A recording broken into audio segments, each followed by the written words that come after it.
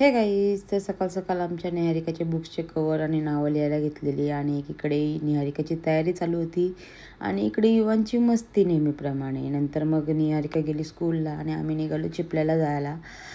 थोडं सामान पण घेऊन जायचं होतं आणि स्कूटी पण आणायची होती आणि तिथे पोचलो तरी युवांची मस्ती चालूच होती. जास्वंदीचा फूल डोक्यात घातलेला आणि मग घरी यायला निघलो. ब्रिजवरती लागला आम्हाला भरपूर सारा पाऊस, तर आम्ही पावसामध्ये भिजतच निघलो घरी यायला. येताना गाडी पण धुतली मस्तपैकी. नाही इकडे युवांची मस्ती काय संपत नाही, दिवसभर मस्ती. नंतर मग आलेला पाऊस, तर घराजवळ पोचलो आणि ह्याची मस्ती बघा कसा डोका ठेवतो, नुसता इकडून तिकडून पाण्यामध्ये, नुसता पाण्यामध्ये भिजतच होता. आणि त्या दिवशी पण मस्तपैकी पाऊस लागलेला, तर भरपूर मजा वाटत होती त्याला.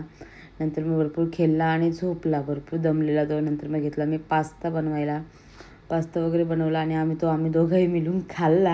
आणि संध्याकाळी युवान आणि काकी दोघं पण मस्त पाण्यामध्ये परत खेळत होते. युवांची मस्ती, त्याला पाणी पाणी नुसतं पाण्यामध्ये खेळत होता तो, त्याला भरपूर मजा वाटलेली. नंतर मग आम्ही निघालो निहारिकाला आणायला.